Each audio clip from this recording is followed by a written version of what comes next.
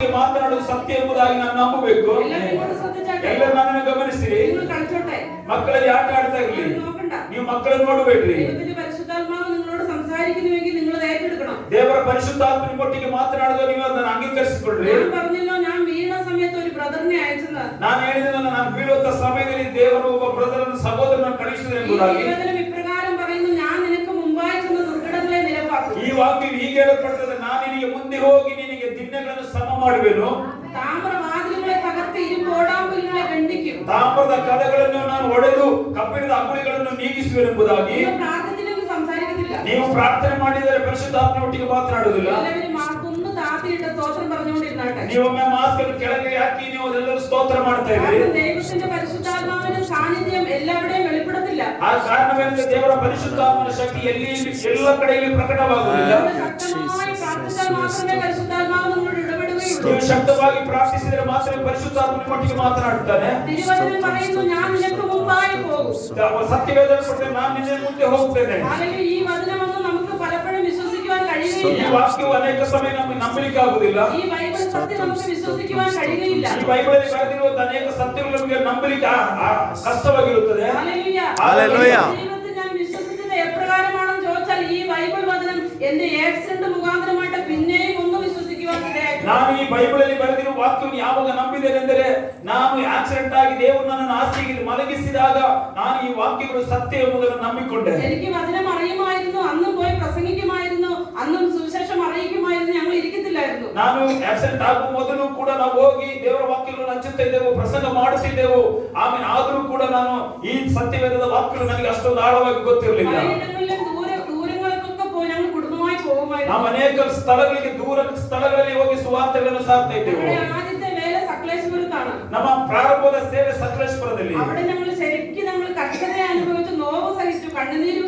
ಅಲ್ಲಿ ನಾವು ತುಂಬಾ ಕಷ್ಟಗಳನ್ನು ಕಣ್ಣೀರುಗಳನ್ನು ನಾವು ಅಲ್ಲಿ ಅನುಭವಿಸಿದ್ದೇವೆ. ಹೆಚ್ಚು ಕಡಿಮೆ 9 ವರ್ಷಗಳು ಸಕಲೇಶ್ವರ ಪಟ್ಟಣದಲ್ಲಿ ಕರ್ತನ ಸೇವೆ ಮಾಡಿದೆವು.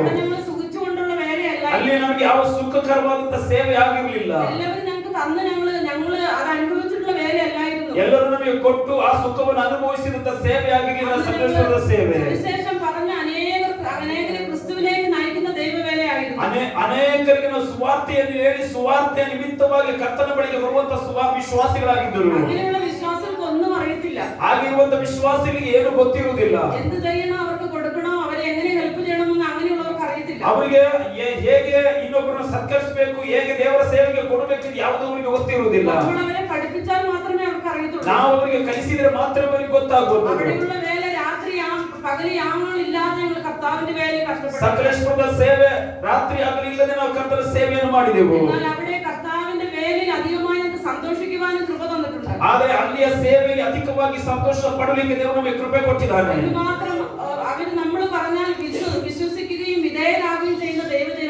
ಒಂದು ವಿಷಯವೇನೆಂದರೆ, ನಾವು ಏನೇ ಅವರಿಗೆ ಹೇಳಿದರೂ ಕೂಡ ಅದನ್ನು ನಂಬುವವರು ಮತ್ತು ಅದಕ್ಕೆ ವಿಧೇಯರಾಗುವಂತ ವಿಶ್ವಾಸಿಗಳಾಗಿದ್ದರು. ಆ ವಿಶ್ವಾಸಿಗಳು ಕರ್ತನ ಕೃಪೆಯಲ್ಲಿ ನಿಲ್ಲುವಂತ ವಿಶ್ವಾಸಿಗಳಾಗಿದ್ದರು.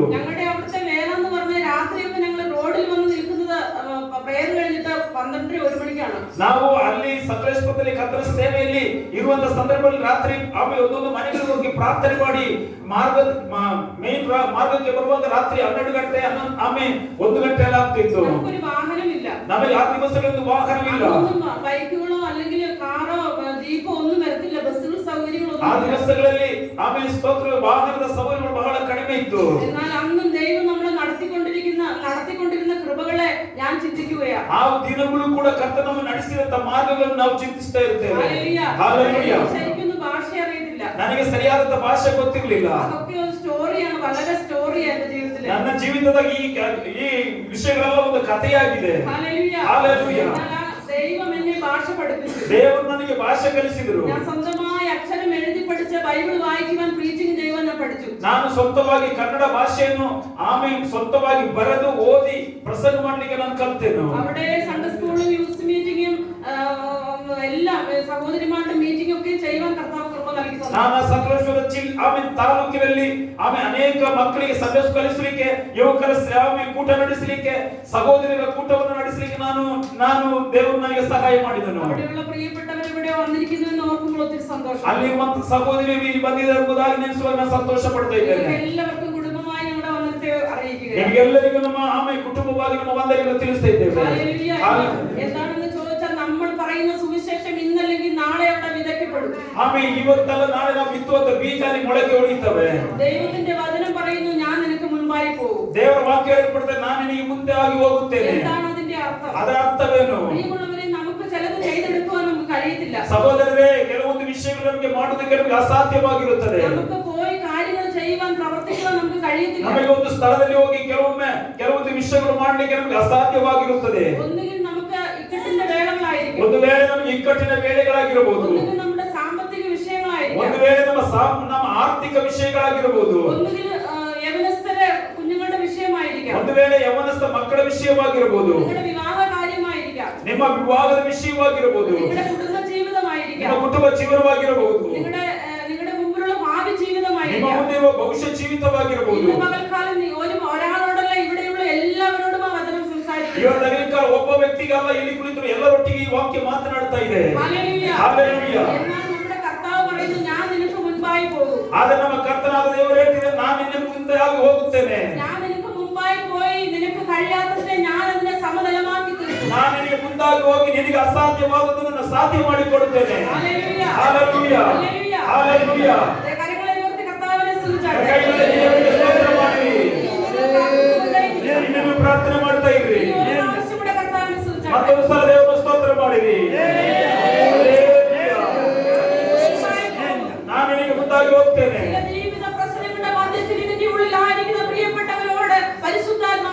ಜೀವಿತದ ಸಮಸ್ಯೆಗಳಲ್ಲಿ ಇರುವಂತ ಕೆಲವು ವ್ಯಕ್ತಿಗಳೊಟ್ಟಿಗೆ ಪರಿಶುದ್ಧಾತ್ಮನೊಳಗೆ ಮಾತಾಡ್ತಾ ಇದ್ದಾನೆ. കുടുംബ ജീവിതത്തെ നിരപ്പാക്കുവാൻ കഴിയാത്ത ജീവിത പ്രശ്നങ്ങളുമായി വന്നിരിക്കുന്ന പ്രിയ ദേവദാസ് സഹോദരി സഹോദരന്മാരോട് ദൈവാത്മാവ് സംസാരിക്കുന്നു. ನಿಮ್ಮ ಕುಟುಂಬ ಜೀವಿತವನ್ನು ಸಮ ಮಾಡಲಿಕ್ಕೆ ಆಗದೇ ಇರುವಂತ ಸಮಸ್ಯೆಗಳಲ್ಲಿ ಬಂದಿರುವಂತ ಸಹೋದರ ಸಹೋದರರಿಗೆ ಪರಿಶುದ್ಧಾತ್ಮ ಇವತ್ತು ಅನೇಕರು ಮಾತಾಡ್ತಾ ಇದ್ದಾನೆ. ನಾನು ನಿನಗೆ ಮುಂದಾಗಿ ಹೋಗಿ ದಿಣ್ಣೆಗಳನ್ನು ಸಮ ಮಾಡಿ ತಾಮ್ರದ ಬಾಗಿಲನ್ನು ಒಡೆದಾಕುವೆನು. ತಾಮ್ರದ ಬಾಗಿಲನ್ನು ಒಡೆದಾಕಲಿಕ್ಕೆ ಮನುಷ್ಯನಿಂದ ಅಸಾಧ್ಯ. ಆ ತಾಮ್ರವು ಭಯಂಕರ ಗಟ್ಟಿಯಾಗಿದೆ.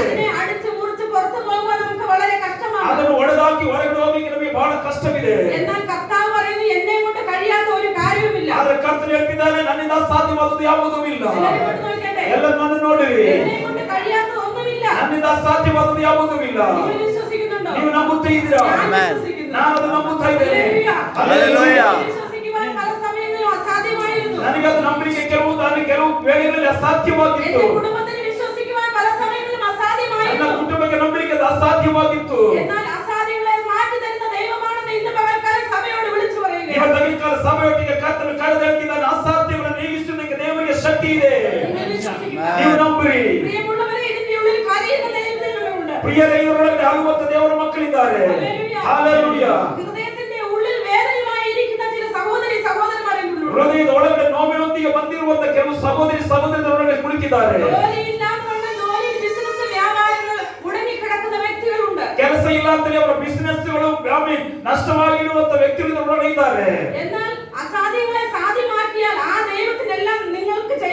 ಅಸಾಧ್ಯವನ್ನು ಸಾಧ್ಯ ಮಾಡುವ ಅದೇ ದೇವರಿಗೆ ನಿಮಗೋಸ್ಕರವಾಗಿ ಎಲ್ಲವನ್ನು ಮಾಡಲಿಕ್ಕೆ ಸಾಧ್ಯವಿದೆ. ಹಲ್ಲೆಲೂಯಾ.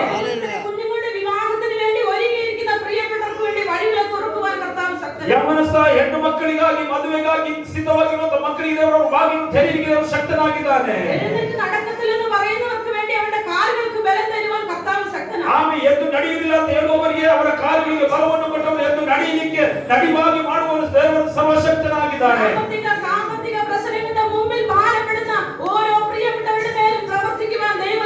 ಆರ್ಥಿಕವಾಗಿ ಕಷ್ಟಪಡುವಂತ ಒಬ್ಬೊಬ್ಬ ಸಹೋದರನ ಮೇಲೆ ದೇವರು ಕ್ರಿಯೆ ಮಾಡಿ ದೇವರು ಶಕ್ತನಾಗಿದ್ದಾನೆ.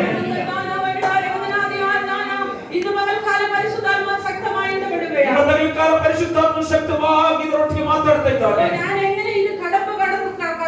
ನಾನು ಯಾವ ರೀತಿ ಈ ಗೇಟ್ ದಾಟಿ ಹೋಗ್ತೇನೆ, ನನ್ನಿಂದ ಸಾಧ್ಯ. ಆದರೆ ಈ ವ್ಯಕ್ತಿಯನ್ನು ನಡೆಸಿದ ದೇವರು ನಿಮ್ಮನ್ನು ನಡೆಸಲಿಕ್ಕೆ ಶಕ್ತ. ನಮ್ಮನ್ನು ಕುಟುಂಬವಾಗಿ ನಡೆಸಿದ ದೇವರು ನಿಮ್ಮನ್ನು ಕುಟುಂಬವಾಗಿ ನಡೆಸಿದ ದೇವರು ಶಕ್ತ.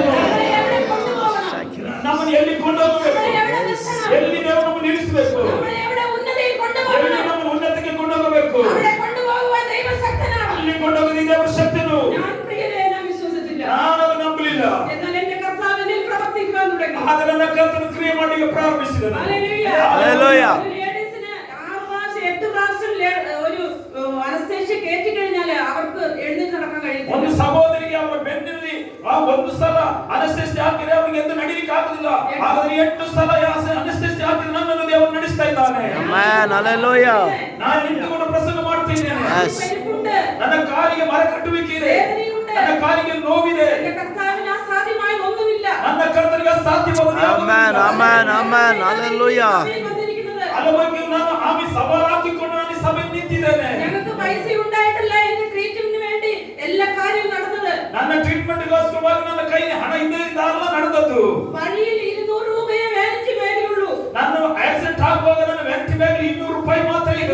200 രൂപയെ 3000 രൂപയാക്കി തരുവാൻ കർത്താവിന് ശക്തി ഉണ്ടായിരുന്നു. ಹಾಗಾದ್ರೆ 200 ರೂಪಾಯಿ 3000 ರೂಪಾಯಿ ಮಾಡುವುದಕ್ಕೆ ನನ್ನ ದೇವರ ಕೈಯಲ್ಲಿ ಶಕ್ತಿ ಇತ್ತು. ಆಮೆನ್. ಹಲ್ಲೆಲೂಯ. ಅಲ್ಲಿ ಯಾವ ಹಲ್ಲೆಲೂಯ. ಬಂದಿಲ್ಲ, അവിടെ ഒരു ബന്ധുക്കളും ഇറങ്ങി ಅಲ್ಲಿ വന്നില്ല. ಯಾವ ಸಂಬಂಧಕ್ಕೆ ಇಳಿದು ಬಂದಿಲ್ಲ, അവിടെ ഒരു പാസ്റ്റർമാരും ഇറങ്ങി ಅಲ್ಲಿ വന്നില്ല. ಯಾವುದೇ ಪಾಸ್ಟರ್ಗಳು ಬಂದಿಲ್ಲ, ഒരു പാസ്റ്റർമാരും വന്നില്ല. ಯಾವುದೇ ಪಾಸ್ಟರ್ ಅವರು ಬಂದಿಲ್ಲ. അവിടെ അയക്കേണ്ടവരെ ദൈവം അയച്ചു. ಅಲ್ಲಿ ಯಾರನ್ನು ಕಳುಹಿಸಬೇಕಾಗಿ ದೇವರು ಅವರನ್ನು ಕಳುಹಿಸಿದರು. ಆಮೆನ್, അയക്കേണ്ടവരെ ദൈവം അയച്ചു. ಕಳುಹಿಸಬೇಕಾದ ಸಹೋದರ ದೇವರು ಕಳುಹಿಸಿದರು. അയക്കേണ്ട വെള്ളവുമായി എളിവെടുത്തുകൊണ്ട് ദൈവത്തോട് വഴികളെ ഒരുക്കി. ಕಳುಹಿಸುವಂತ ನೀರಿಗೋಸ್ಕರವಾಗಿ ದೇವರು ಅವರನ್ನು ಕಳುಹಿಸಿದರು. എന്തുകൊണ്ടാണ് കർത്താവ് അയച്ചത്? ಯಾತಕ್ಕೋಸ್ಕರವಾಗಿ ದೇವರು ಕಳುಹಿಸಿದರು? എന്റെ പൈതൽ നീതിമാനാണ്. ನನ್ನ ಮಗಳು ನೀತಿವಂತಳು, എന്റെ മകൾ കർത്താവിന്റെ വേല ചെയ്തു. ನನ್ನ ಮಗಳು ಕರ್ತನ ಸೇವೆ ಮಾಡಿದಳು, എന്റെ മകൾ തണുപ്പ് സഹിച്ചു. ನನ್ನ ಮಗಳು ಅಮ್ಮಿ ಚಳಿ ಸಹಿಸಿದಳು. ഒരു കോട്ടിടുവാൻ പൈസയില്ല. ಒಂದು ಕೋಟ್ ಹಾಕಿ ಕೊಡುವುದಕ್ಕೆ ಹಣವಿಲ್ಲ. ഹല്ലേലൂയ. ಹಾಲೆಲೂಯ. ആ തണുപ്പ് സമയങ്ങളിൽ ഞങ്ങൾ കർത്താവിന്റെ വേലയിൽ ഓടി. ಆ ಚಳಿಗಾಲದಲ್ಲಿ ಕರ್ತನ ಸೇವೆಗಾಗಿ ಓಡಿದೆವು. എന്നാൽ ഞാൻ ഈ ബൈബിൾ പിടിച്ചുകൊണ്ട് പറയാണ്, നമ്മുടെ ദൈവം കടക്കാരനല്ല. ಆದ್ರೆ ನಾನು ಈ ಬೈಬಲ್ ಹಿಡಿದುಕೊಂಡು ನಾನು ಹೇಳ್ತೇನೆ, ನಮ್ಮ ದೇವರು ಸಾಲಗಾರನಲ್ಲ. നമ്മുടെ വീട്ടിലിരുന്നതും തുള്ളൽ തിന്നതൊക്കെ നമുക്ക് തിരിച്ചു തരുവാൻ ನಮ್ಮ ಮನೆಯಲ್ಲಿ ಇರುವಂತದ್ದು, ಆಮೇಲೆ ಹಾಲಿನ ಅಕ್ಕಿಗಳು ತಿಂದದ್ದು, ಆಮೇಲೆ ಸ್ತೋತ್ರಂ ಹಾಲಿನ ಚೂರಿ ಬಿಡಿದ ತಿಂದದ್ದು ಎಲ್ಲವನ್ನು ಕರ್ತನ ತಿರುಗಿ ಕೊಡುವುದಕ್ಕೆ ದೇವರ ಶಕ್ತನು. ಆಮೆ ತಾಮ್ರ ಆಮೆ ಕದಗಳನ್ನು ಒಡೆದು ಹಾಕಿ ಆ ಕಬ್ಬಿಣದ ಹಾಕುಗಳನ್ನು ತೆಗೆದು ಹಾಕಿ ಕರ್ತನ ಹಾಕಿದ್ದಾನೆ. ಆಮೆ ಕಬ್ಬಿಣದ ಗುಡಿಗಳು, ಇದಕ್ಕೆ ಕಬ್ಬಿಣದ ಕೆಲವು ತುಂಬಾ ಶಕ್ತಿ ಇದೆ. ಆದರೆ ಅದಕ್ಕಿಂತ ಭಯಂಕರವಾದ ಶಕ್ತಿಯಾಗಿ ನಮ್ಮ ಕರ್ತಾದಿ ಕರ್ತನಿಗೆ, ಆಮೆನ್. ಹಲ್ಲೆಲೂಯ. ನಮ್ಮ ರಾಜಾದಿ ರಾಜನಿಗೆ ಅದಕ್ಕಿಂತ ಶಕ್ತಿ ಇದೆ. ನಮ್ಮ ದೇವರ ವಾಕ್ಯ ಹೇಳುತ್ತದೆ, ಇಸ್ರಾಯೇಲೇ ಯೆಹೋವನಾದ ದೇವರು. ಇಸ್ರಾಯೇಲ್ ದೇವರಿಗೆ ಒಂದು ಮಹಿಮೆ ಇದೆ. ಇಸ್ರಾಯೇಲ್ ದೇವರಿಗೆ ಒಂದು ಶಕ್ತಿ ಇದೆ. ಇಸ್ರಾಯೇಲ್ ದೇವರಿಗೆ ನಮ್ಮನ್ನು ಬಿಡುಗಡೆ ಮಾಡಲಿಕ್ಕೆ ಸಾಧ್ಯ ಇದೆ. ತಗಲಿನ ರೋಗಿಗಳಾಗಿ ಬಂದವರಿಗೆ ನಾನು ಹೇಳ್ತಾ ಇದ್ದೇನೆ, ಯಾರು ಕೈ ಕಟ್ಟಿ ಕೂತ್ಕೊಳ್ಬೇಡ್ರಿ, ನೀವು ಫ್ರೀಯಾಗಿ ಕುಳಿತುಕೊಳ್ಳಿರಿ, ನೀವು ಆಶೀರ್ವಾದ ಹೊಂದಿಕೊಳ್ಳಿರಿ. ನೀವು ಪ್ರಾರ್ಥಿಸುವುದಾದರೆ ನೀವು ಪರಿಶುದ್ಧಾತ್ಮನ ಚಲಿಸಲಿಕ್ಕೆ ನಡೀಲಿಕ್ಕೆ ಹೋಗ್ತಾ ಇದೆ.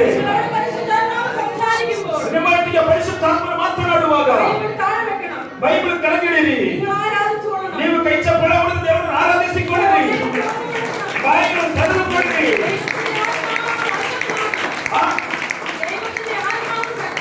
ದೇವರ ಪರಿಶುದ್ಧಾತ್ಮನ ಶಕ್ತಿ ಉಳ್ಳವನು. ಹಲ್ಲೆಲೂಯಾ. Thank you Jesus. ನಿಮ್ಮೊಟ್ಟಿಗೆ ಪರಿಶುದ್ಧಾತ್ಮ ಮಾತನಾಡುವಾಗ ಸುಮ್ಮನೆ ಕೂತ್ಕೊಳ್ಬೇಡ್ರಿ. ಹಲ್ಲೆಲೂಯಾ. Thank you Jesus. ಅಲ್ಲಿ ನನ್ನ ವ್ಯಾನಿಟಿ ಬ್ಯಾಗ್ ನಷ್ಟವಾಯಿತು, ನನಗೆ ಯಾವುದೂ ಇಲ್ಲ. ಈಗ ನಮಗೆ ಯಾವ ಮರುಭೂಮಿಯಲ್ಲಿ, ಆದ್ರೆ ಅಲ್ಲಿಂದ ನಾವೇ ಹಾಸ್ಪಿಟಲ್ಗೆ ಹೋಗುವಂತ ಮಾರ್ಗವನ್ನು ದೇವರು ತೆರೆದನು. ಅಲ್ಲಿ ನಾವು ಹಾಸ್ಪಿಟಲ್ಗೆ ಹೋದಾಗ ಆ ದಿವಸ ನನಗೆ 10,000 ರೂಪಾಯಿ ದೇವರು ಯಾರು ನನಗೆ ತಂದು ಕೊಟ್ಟರು. ಈ 10,000 ರೂಪಾಯಿ ಹಿಡಿದುಕೊಂಡು ನಾವು ಮಂಗಳೂರಿಗೆ ಹೊರಟು ಹೋದೆವು. ಹಲ್ಲೆಲೂಯಾ. ಹಲ್ಲೆಲೂಯಾ. ನೀವು ಚಿಂತಿಸಬೇಡಿ, ಬೇಸರ ಪಡಬೇಡಿ, ನನಗೋಸ್ಕರ ಯಾರನ್ನು ಕಳುಹಿಸುತ್ತಾರೆ ಎಂಬುದಾಗಿ. ಕೆಲವೊಮ್ಮೆ ದೇವರು ಸೇವಕರ ಮೂಲಕವಾಗಿ ಕಳುಹಿಸುವರು, ಕೆಲವು ಸಲ ಸೇವಕರ ಮೂಲಕವಾಗಿ ಕಳಿಸಬಹುದು, ಅಲ್ಲದಿದ್ದರೆ ಬೇರೆ ಭಕ್ತರ ಮೂಲಕವಾಗಿ ಕಳಿಸಬಹುದು. ನೀವು ಒಂದೇ ಒಂದು ಪ್ರಾರ್ಥನೆ ಮಾಡಿರಿ, ದೇವರೇ ನನ್ನ ಜೀವಿತ ನಿನ್ನ ಚಿತ್ತ ನೆರವೇರಲಿ. ಯಾರಿಗೋಸ್ಕರವಾಗಿ ಕೆಲಸ ಮಾಡುವಂಥದ್ದು? ನೀತಿವಂತರಿಗೋಸ್ಕರವಾಗಿ, ಸುಮ್ಮನೆ ನಡೆಯುವ ಯಾಕೆ ಅಲ್ಲ, ಸುಮ್ಮನೆ ಸುಮ್ಮನೆ ಹೊಲಸು ಮಾತು ಹೇಳುವವರಿಗಾಗಿ ಅಲ್ಲ, ചുമ്മാ നമുക്ക് ഒട്ടക്കിച്ച് പറയുന്നവർക്ക് വേണ്ടിയല്ല. ಸುಮ್ಮನೆ ಹೊಟ್ಟೆಕಿಚ್ಚು ಹೇಳುವವರಿಗಾಗಿ ಅಲ್ಲ, ഹല്ലേലൂയ. ഹല്ലേലൂയ. ചുമ്മാ മനുഷ്യന്റെ മുഖം നോക്കുന്നവർക്ക് വേണ്ടിയല്ല. ಸುಮ್ಮನೆ ಮನುಷ್ಯರ ಮುಖವನ್ನು ನೋಡುವವರಿಗಾಗಿ ಅಲ್ಲ, ദൈവത്തിന്റെ പാദപീഠത്തിൽ ഇരിക്കുന്നവർക്ക് വേണ്ടി. ನನ್ನ ದೇವರ ಪಾದಪೀಠದಲ್ಲಿ ಕುಳಿತುಕೊಳ್ಳುವವರಿಗಾಗಿ. രോഗികളെ സൗഖ്യമാക്കുക. ಆಮೆನ್. ದೇವರು ರೋಗಿಗಳನ್ನು ಸೌಖ್ಯಪಡಿಸ್ತಾನೆ. മക്കളുടെ വിഷയങ്ങൾക്ക് വേണ്ടി കരയുന്നവർക്ക് വേണ്ടി വഴികളെ തുറക്കുക. ಆ ಮಕ್ಕಳ ವಿಷಯದಲ್ಲಿ ಪ್ರಾರ್ಥಿಸುವವರಿಗೋಸ್ಕರವಾಗಿ ಮಾತುಗಳನ್ನು ತೆರೆಯಲಿಕ್ಕೆ ദൈവം മുൻപേ കടന്നു പോകും. ದೇವರು ನಿನಗೆ ಮುಂದೆ ಹೋಗ್ತಾನೆ. കർത്താവ് ഒന്ന് ഇറങ്ങി വന്നാലേ ದೇವರು ಇಳಿದು ಬಂದರೆ അതിന്റെ മഹത്വം വേറെയാണ്. ಅದರ ಮಹಿಮೆ ಬೇರೆ ಆಗಿರುತ್ತದೆ. നമുക്കത് പിടിച്ചു നിർത്തുവാൻ കഴിയുകയില്ല. ನಮಗೆ ಅದನ್ನು ಹಿಡಿದು ನಿಲ್ಲಿಸಲಿಕ್ಕೆ ಆಗುವುದಿಲ್ಲ. ഒരു മനുഷ്യനും കഴിയുകയില്ല. ಯಾವ ಮನುಷ್ಯನಿಗೂ ಅಸಾಧ್ಯ. ഹല്ലേലൂയ. ഹല്ലേലൂയ. ബൈബിൾ എന്ന് പറയുന്നത് ಅದಾಗಿದೆ ಬೈಬಲ್ ಅಂತ ಹೇಳುವಂತದ್ದು. ഞാൻ എവിടെ പോയാലും പ്രസംഗിക്കുന്ന ഒരു വിഷയമുണ്ട്. ನಾನು ಎಲ್ಲಿ ಹೋದರೂ ಪ್ರಸಂಗ ಮಾಡುವುದು ವಿಷಯವಿದೆ. ബൈബിൾ നമ്മുടെ പ്രേമലേഖനമാണ്. ಈ ಬೈಬಲ್ ನಮ್ಮ ಪ್ರೇಮ ಪತ್ರಿಕೆ ಆಗಿದೆ. നിങ്ങൾ ദേവസ്ഥനിൽ അറിയണം. ಇವತ್ತು ನೀವು ದೇವರ ಸಮ್ಮುಖದಲ್ಲಿ ಅಳಬೇಕು. ഈ ബൈബിൾ ഞാൻ വിടുകയില്ല. ದೇವರೇ, ಈ ಬೈಬಲ್ ನಾನು ಬಿಡುವುದಿಲ್ಲ. എന്റെ കർത്താവ് എനിക്ക് ಇದು തന്നിരിക്കുന്നതാണ്. ನನ್ನ ಕರ್ತನಿಗೆ ಕೊಟ್ಟಿರುವಂತದ್ದು. ഹല്ലേലൂയ. ಹಲ್ಲೆಲೂಯ. ബൈബിൾ പിടിച്ചാൽ അത് പിന്നെ ഒരാഴ്ചത്തേക്കിന് വേണ്ട. ಆಮೇಲೆ ಕೆಲವರಿಗೆ ಒಂದು ದಿವಸ ಬೈಬಲ್ ಇದ್ರೆ ಒಂದು ವಾರಕ್ಕೆ ಬೇಡ. പിന്നെ ആരാധനയ്ക്ക് വരുമ്പോഴേ എടുക്കുന്നേ. ಮತ್ತೆ ಆರಾಧನೆಗೆ ಬರುವಾಗ ಮಾತ್ರ ಬೈಬಲ್ ಎತ್ತಿಕೊಳ್ಳುವಂತದ್ದು.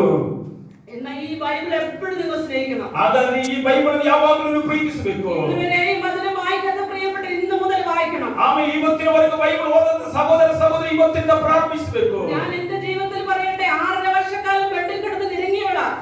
ನಾನು ಹೇಳ್ತಾ ಇದ್ದೇನೆ, 6.5 ವರ್ಷಗಳು ನಾನು ಹಾಸಿಗೆಯಲ್ಲಿ ನಾನು ಮಲಗಿಕೊಂಡವಳು. ഈ രണ്ട് കൈ ദൈവം എനിക്ക് തന്നതോർത്ത് ഞാൻ കർത്താവിനെ സ്തുതിക്കുന്നു. ನನಗೆ ದೇವರು 2 ಕೈಗಳನ್ನು ಕೊಟ್ಟದಕ್ಕಾಗಿ ನಾನು ದೇವರಿಗೆ ಸ್ತೋತ್ರ ಮಾಡ್ತಾ ಇದ್ದೇನೆ. അങ്ങ് എനിക്ക് കൈകൾ തന്നതിനായി സ്തോത്രം. ಆಮೇಲೆ ದೇವರು ನನಗೆ ಕೈಗಳನ್ನು ಕೊಟ್ಟದಕ್ಕಾಗಿ ನಾನು ದೇವರಿಗೆ ಸ್ತೋತ್ರ. ഞാൻ 6 വർഷക്കാലത്തിന്റെ ഉള്ളിൽ സീരിയസ് ആയി കിടന്നപ്പോൾ ನಾನು 6.5 ವರ್ಷಗಳು ನನ್ನ ಹಾಸಿಗೆಯಲ್ಲಿ ಸೀರಿಯಸ್ ಆಗಿ ಮಲಗಿರುವಾಗ ഞാൻ ബൈബിൾ വിട്ടില്ല, ಆಗಲೂ ನಾನು ಬೈಬಲ್ ಬಿಟ್ಟಿಲ್ಲ, പ്രാർത്ഥന വിട്ടില്ല. ನಾನು ಪ್ರಾರ್ಥನೆ ಬಿಟ್ಟಿಲ್ಲ. ഒരു ദിവസത്തിൽ 3 നേരം പ്രാർത്ഥിക്കുമായിരുന്നു. ಒಂದು ದಿನದಲ್ಲಿ 3 ಸಲ ನಾನು ಪ್ರಾರ್ಥಿಸ್ತಾ ಇದ್ದೆ. 2.5 മണിക്കൂർ ഇരുന്ന് ആരാധിക്കുമായിരുന്നു. ನಾನು 2.5 ಗಂಟೆಗಳು ನಾನು ಬಿಡದೆ ಆರಾಧಿಸ್ತಾ ಇದ್ದೆ. വചനം വായിക്കും. ನಾನು ವಾಕ್ಯ ಓದ್ತಿದ್ದೆ. എനിക്ക് ഭക്ഷണം കിട്ടിയാൽ ആ ഭക്ഷണത്തിൽ ഞാൻ തൃപ്തിപ്പെട്ടുകൊണ്ട് കിടക്കുകയില്ല. ನನಗೆ ಊಟ ಸಿಕ್ಕಿದ್ರೆ ನಾನು ಆ ಊಟವನ್ನು ತಿಂದು ತೃಪ್ತಿ ಹೊಂದಿ ನಾನು ಮಲಗಿಕೊಳ್ತಿರ್ಲಿಲ್ಲ. ഒരു നിമിഷം പോലും നമുക്ക് അത് നഷ്ടപ്പെടുത്തുവാനില്ല കേട്ടോ. ಯಾವ ಒಂದು ನಿಮಿಷ ಕೂಡ ಅದು ನಮಗೆ ನಷ್ಟಪಡಿಸಲಿಕ್ಕಿಲ್ಲ. സമയം ഭയങ്കര വിലയുള്ളതാണ്. ಸಮಯವು ನಮಗೆ ಬೆಲೆ ಉಳ್ಳದಾಗಿದೆ. ഇത് ഉപയോഗിക്കാത്തതുകൊണ്ട് എത്രയോ സമയങ്ങൾ ദൈവദാസന്മാരുടെയും അനേക പ്രിയപ്പെട്ടവരുടെ സമയം നഷ്ടമായി പോയി. ಇದನ್ನು ಈ ಸಮಯವನ್ನು ತಕ್ಕ ಸಮಯದಲ್ಲಿ ಉಪಯೋಗಿಸಿದ ಕಾರಣ ಎಷ್ಟೋ ಸೇವಕರ ಎಷ್ಟೋ ವಿಶ್ವಾಸಿಗಳ ಸಮಯಗಳು ನಷ್ಟಪಟ್ಟು ಹೋದವು. എത്രയോ ദൈവദാസന്മാർ ഇന്ന് ഉന്നത പദവിയിൽ ഇരിക്കേണ്ടവരാണ്. ಎಷ್ಟೋ ಸೇವಕರು ಈ ದಿವಸದಲ್ಲಿ ಉನ್ನತ ಪದವಿಯಲ್ಲಿ ಇರಬೇಕಾದವರು. എന്നാൽ ഇതിന്റെ മഹത്വം ഒന്ന് അറിയാത്തതുകൊണ്ട് ಇದರ ಮಹಿಮೆ ಏನೆಂಬುದಾಗಿ ಅರಿಯದ ಕಾರಣ ഇന്ന് അവർക്ക് കഴിയുന്നിಲ್ಲ. ಇವತ್ತು ಅವರಿಗೆ ಮೇಲೆ ಹೋಗ್ಲಿಕ್ಕೆ ಆಗ್ತಾ ಇಲ್ಲ. ಹಲ್ಲೆಲೂಯ. ഇന്ന് നീ വചനം വായിച്ചുകൊള്ളുക. ಇವತ್ತು ಈ ದಿವಸಗಳಲ್ಲಿ ವಾಕ್ಯವನ್ನು ಓದಿಕೊಳ್ಳಿರಿ. അപ്പത്തിനായുള്ള വിശപ്പല്ല, വെള്ളത്തിനായുള്ള ദാഹവുമല്ല. ಆಮೇಲೆ ರೊಟ್ಟಿಗಾಗಿರುವಂತ ಕ್ಷಾಮವಲ್ಲ, ನೀರಿಗಾಗಿರುವ ಕ್ಷಾಮವಲ್ಲ, എന്റെ വചനങ്ങളെ കേൾക്കേണ്ടതിനുള്ള വിശപ്പ് തന്നെ. ನನ್ನ ವಾಕ್ಯಗಳನ್ನು ಕೇಳಲಿಕ್ಕಿರುವ ತಾತ್ಸರ್ಯವಾಗಿದೆ. ഹല്ലേലൂയ. ഹല്ലേലൂയ. ഈ വചനം ഇനി കിട്ടത്തില്ല, ಈ ವಾಕ್ಯ ಇನ್ನು ಸಿಗುವುದಿಲ್ಲ, പറയാൻ പറ്റത്തില്ല. ಹೇಳಲಿಕ್ಕೆ ಸಾಧ್ಯ. ഇന്ന് 2 വർഷമായി കൊറോണ വ്യാപരിച്ച് ലോക്ക്ഡൌൺ ആയി, ഇപ്പോൾ ഒമിക്രോണുമായി. ಆಮೇಲೆ 2 ವರ್ಷಗಳಿಂದ ಕೊರೋನಾ ಸಂಭವಿಸಿ ಈಗ ಒಮಿಕ್ರಾನ್ ಕೂಡ ಬಂದಾಯಿತು. ഹല്ലേലൂയ. ಹಲ್ಲೆಲೂಯ. ഇനി നമുക്ക് സംശയമാണ്. ಇನ್ನು ನಮಗೆ ಸಂಶಯ. എന്നാൽ തക്ക സമയത്ത് നിങ്ങളുടെ സമയം ഉപയോഗിച്ചുകൊള്ളട്ടെ. ಆಮೇಲೆ ತಕ್ಕ ಸಮಯದಲ್ಲಿ ನಿಮ್ಮ ಸಮಯವನ್ನು ಉಪಯೋಗಿಸಿಕೊಳ್ಳಿರಿ. തക്ക സമയത്ത് വചനം വായിക്കാൻ കിട്ടുമ്പോൾ ಆಮೇಲೆ ತಕ್ಕ ಸಮಯದಲ್ಲಿ ವಾಕ್ಯ ಓದಿಗೆ ಸಿಕ್ಕುವಾಗ അങ്ങനെ ഈ ബൈബിൾ എടുത്തോണം. ಆಗ ನೀವು ಈ ಬೈಬಲ್ ഈ ತೆಗೆದುಕೊಳ್ಳಬೇಕು. ബൈബിൾ നിങ്ങളെ ഉയർത്തും. ಈ ಬೈಬಲ್ ನಿಮ್ಮನ್ನು ಮೇಲಕ್ಕೆ ತರುತ್ತದೆ. അനാഥരായി വിടത്തില്ല. ನಿಮ್ಮನ್ನು ಅನಾಥರನ್ನಾಗಿ ಬಿಡುವುದಿಲ್ಲ. നിങ്ങളുടെ കുടുംബത്തിലേക്ക് കർത്താവ് ഇറങ്ങി വരും. ನಿಮ್ಮ ಕುಟುಂಬದ ಒಳಗಡೆ ಆತನು ಇಳಿದು ಬರುತ್ತಾನೆ. മോനെ, നിനക്ക് എന്താ വേണ്ടേ? ಮಗನೇ, ನಿನಗೇನು ಬೇಕು? മോനെ, നിനക്ക് എന്താ ಮಗನೇ, വേണ്ടേ? ನಿನಗೇನು ಬೇಕು? ഞാൻ തരാം. ನಾನು ಅದನ್ನು ಕೊಡ್ತೇನೆ. യവനസ്ഥ സഹോദരിമാരോട് പറയുകയാ, ಯವನಸ್ಥ ಸಹೋದರರೊಟ್ಟಿಗೆ ಹೇಳ್ತಿದ್ದೇನೆ, മകനെ, എന്തിനു വേണ്ടി ഭാരപ്പെടുന്നേ? ಮಗನೇ, ನೀನು ಯಾವುದಕ್ಕಾಗಿ ಬೇಸರ ಪಡ್ತಾ ಇದೀಯಾ? ഒന്നുകിൽ നിന്റെ പഠനമാണോ? ಒಂದೋ ನಿನ್ನ ವಿದ್ಯಾಭ್ಯಾಸನ, ഒന്നുകിൽ നിന്റെ വിവാഹമാണോ? ಒಂದೋ ನಿನ್ನ ಮದುವೆನ, ഒന്നുകിൽ നിന്റെ സാമ്പത്തികമാണോ? ಒಂದೋ ನಿನಗೆ ಆರ್ಥಿಕ ವಿಷಯನ, നിന്റെ മാതാപിതാക്കൾക്ക് കഴിയാത്തത് കർത്താവ് വന്ന് ഇറങ്ങി ನಿನ್ನ പ്രവർത്തിക്കും. ತಂದೆ ತಾಯಿಗೆ ಆಗದಂತದನ್ನು ಕರ್ತನು ಇಳಿದು ಬಂದು ಮಾಡುತ್ತಾನೆ. അതിനുവേണ്ടിയുള്ള പ്രിയപ്പെട്ടവരെ ദൈവം നിങ്ങൾക്ക് വേണ്ടി ഒരുക്കും. ಅದಕ್ಕಾಗಿ ಮತ್ತೆ ಬೇಕಾದವನ್ನು ದೇವರು ನಿಮಗಾಗಿ ಸಿದ್ಧಪಡಿಸುತ್ತಾನೆ. കരങ്ങളെ ഉയർത്തി കർത്താവിനെ സ്തുതിക്കാം. ನಮ್ಮ ಕೈಗಳನ್ನೆತ್ತಿ ನಾವು ದೇವರಿಗೆ ಸ್ತೋತ್ರ ಮಾಡೋಣ.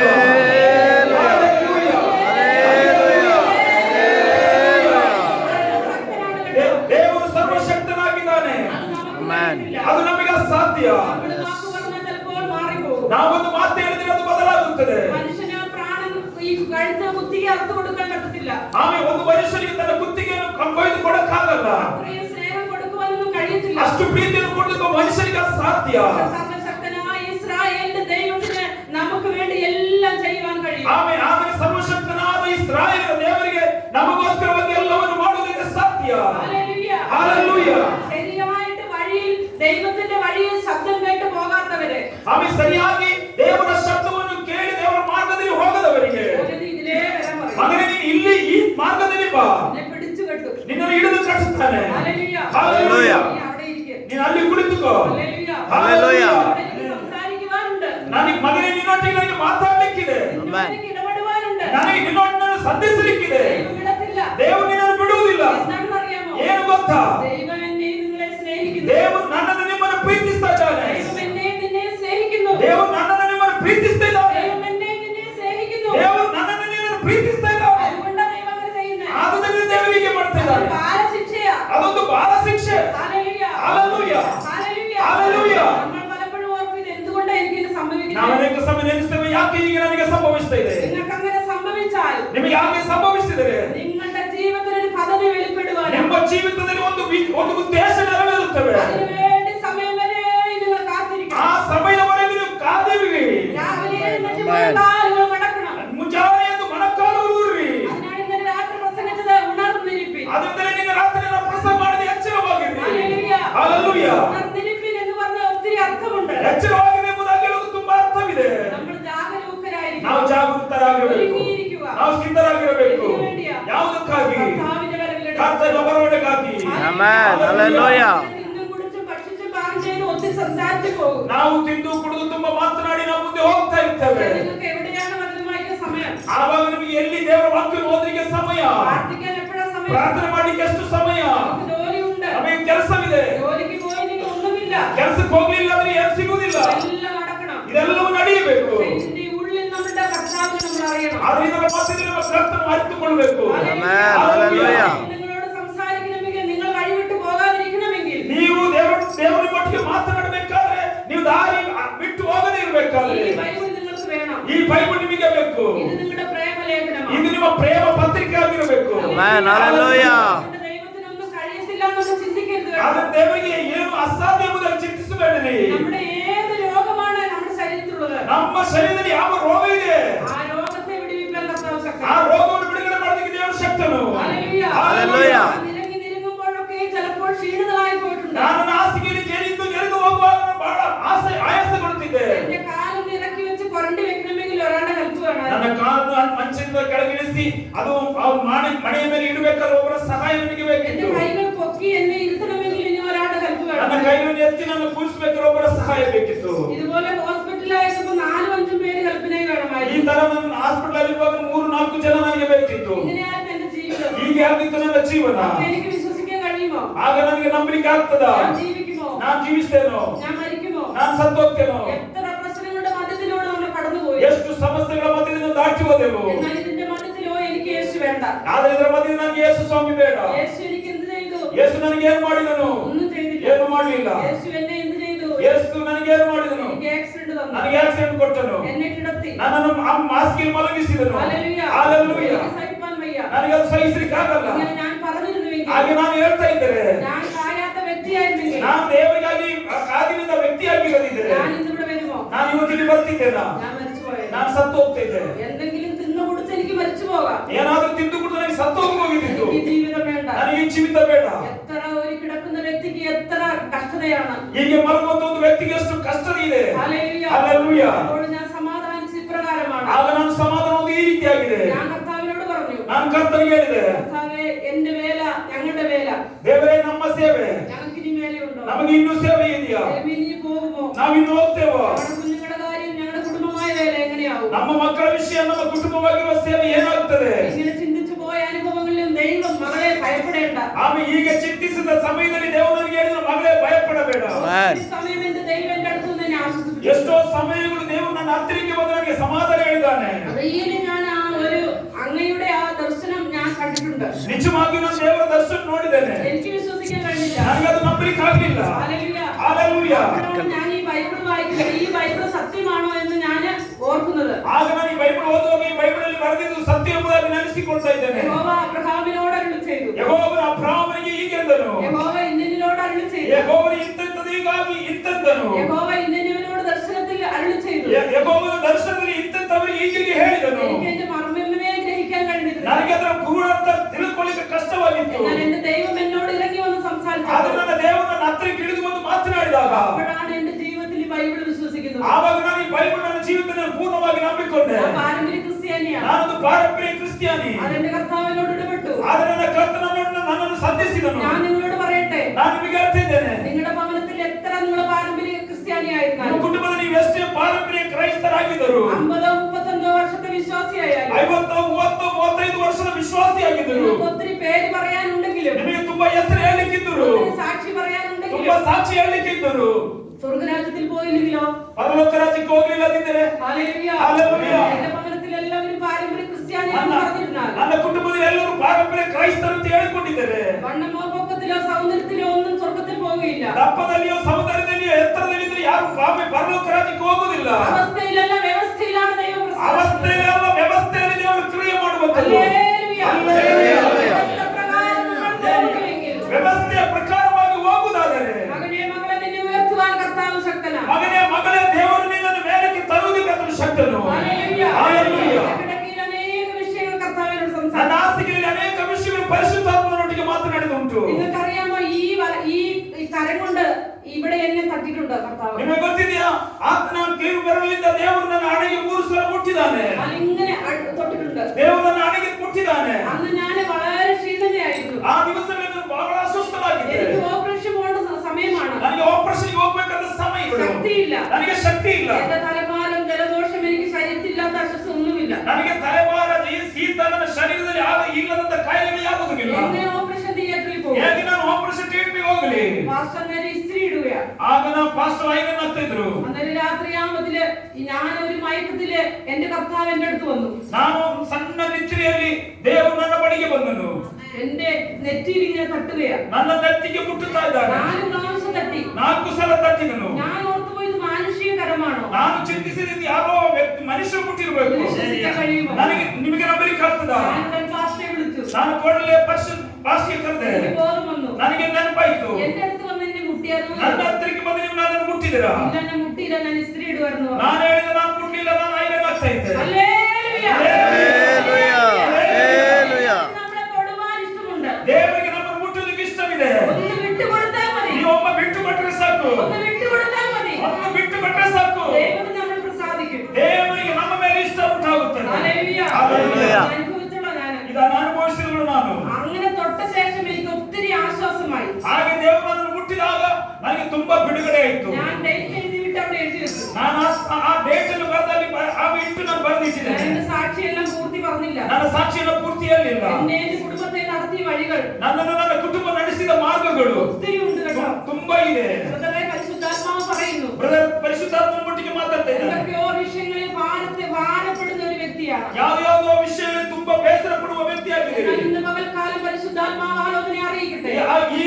ಈ ಕಾಲ ಪರಿಶುದ್ಧಾತ್ಮನ ಪ್ರವಾದನೆಯಲ್ಲಿ ಮಾತಾಡ್ತಿದ್ದಾರೆ. ഭയപ്പെടേണ്ട, ഞാൻ നിന്നോട് കൂടെയുണ്ട്. ಭಯಪಡಬೇಡ, ನಾನು ನಿನ್ನ ಸಂಗಡ ಇದ್ದೇನೆ. ഭ്രമിച്ചു നോക്കേണ്ട, നിന്റെ ദൈവമാകുന്നു. ದಿಗ್ಭ್ರಮೆಗೊಳ್ಳಬೇಡ, ನಾನು ನಿನ್ನ ದೇವರಾಗಿದ್ದೇನೆ. നീ ഉറച്ചു നിൽക്കുക. ನೀನು ಸ್ಥಿರವಾಗಿ ನಿಲ್ಲು. നിന്റെ ജീവിതത്തിൽ അസ്ഥിരത കൊണ്ടിട്ട് ನಿನ್ನ ಜೀವನದಲ್ಲಿ ಅಸ್ಥಿರಗಳನ್ನು ತಂದಿಟ್ಟುಕೊಂಡು മകനെ നിന്റെ വഴി തെറ്റിക്കുവാൻ, ಮಗನೇ ನಿನ್ನ ಮಾರ್ಗವನ್ನು ತಪ್ಪಿಸುವುದಕ್ಕೆ, വിശ്വാസം നഷ്ടപ്പെടുത്തുവാൻ, ನಂಬಿಕೆಯನ್ನು ನಷ್ಟಪಡಿಸುವುದಕ್ಕೆ, പോരാടുന്ന ശക്തിയുടെ മേൽ നീ ആ ദൈവത്തിന്റെ കരവുമായി ദൈവസന്നിധിയിൽ ആയിരിക്കുമെങ്കിൽ, ಆಮೇಲೆ ನಿನ್ನ ವಿರುದ್ಧವಾಗಿ ಹೋರಾಡುವ ಶಕ್ತಿಗಳ ಮುಂದೆ ದೇವರೊಟ್ಟಿಗೆ ನೀನು ಆಗಿರುವುದಾದರೆ, ദൈവത്തിന്റെ പരിശുദ്ധാത്മാവ് സംസാരിക്കുകയാണ്. ದೇವರ ಪರಿಶುದ್ಧಾತ್ಮನೊಟ್ಟಿಗೆ ಮಾತಾಡ್ತಿದ್ದಾನೆ. ദൈവത്തിന് നിന്റെ മേൽ ഒരു വലിയ സ്നേഹമുണ്ട്. ದೇವರಿಗೆ ನಿನ್ನ ಮೇಲೆ ತುಂಬಾ ಪ್ರೀತಿ ಇದೆ. അതെന്തോ ഒരു വലിയ പ്രവൃത്തിയിൽ വെളിപ്പെടുത്തുവാൻ ಆಮೇಲೆ ಅದು ಯಾವುದೋ ಒಂದು ದೊಡ್ಡ ಕ್ರಿಯೆಯಲ್ಲಿ ಪ್ರಕಟವಾಗುವುದಕ್ಕೆ ദൈവാത്മാവ് സംസാരിക്കുക. ದೇವರಾತ್ಮನೊಟ್ಟಿಗೆ ಮಾತಾಡ್ತಿದ್ದಾನೆ. അതുകൊണ്ട് വിഷമിക്കേണ്ട. ಅದನ್ನ ದುಃಖ ಪಡಬೇಡ. കർത്താവ് അത് ചെയ്യുമെന്ന് പറയുന്നു. ದೇವರನ್ನು ನಿನ್ನ ಜೀವನದಲ್ಲಿ ಮಾಡ್ತಾನೆ ಎಂಬುದಕ್ಕೆ ಆಮೆನ್, ಹೇಳ್ತಾನೆ. ಆಮೆನ್. ഏത് വിഷയമായിക്കൊള്ളട്ടെ, ಅದು ಯಾವುದೇ ವಿಷಯವಾಗಿರಬಹುದು, അത് ദൈവം ചെയ്യും. ಅದು ದೇವರು ಮಾಡುತ್ತಾನೆ. ഹല്ലേലൂയ.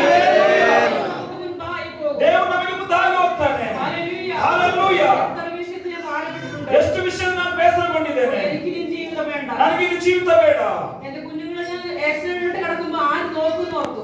ನಾನು ಆಕ್ಸಿಡೆಂಟ್ ಬಿದ್ದಿರುವಾಗ ನನ್ನ ಮಕ್ಕಳನ್ನು ಯಾರು ನೋಡ್ತಾರೆ ಎಂಬುದನ್ನು അവിടെ ಯೋಚಿಸಿದೆ. ഒരു ദൈവദാസനെ ഈ കുടുംബത്തെ അവിടെ ഒരുക്കി. ಆಗ ದೇವರು ಒಂದು ಕುಟುಂಬವನ್ನು, ದೇವರ ಸೇವಕರು ಕುಟುಂಬವನ್ನು ದೇವರು ನನಗಾಗಿ ಸಿದ್ಧಪಡಿಸಿದರು. ആ ആന്റി സുഖമില്ലാത്ത ഒരു ആന്റിയാണ്. ಆ ಸೇವಕಿ ಅವನು ಸೌಖ್ಯವಿಲ್ಲದವಳು. എന്നാൽ അവര് പറഞ്ഞു, മേൽക്കുട്ടി പൊക്കോളം പറഞ്ഞു. ಆ ಸೇವಕರು ಹೇಳಿದರು, ನೀನು ಹೋಗು.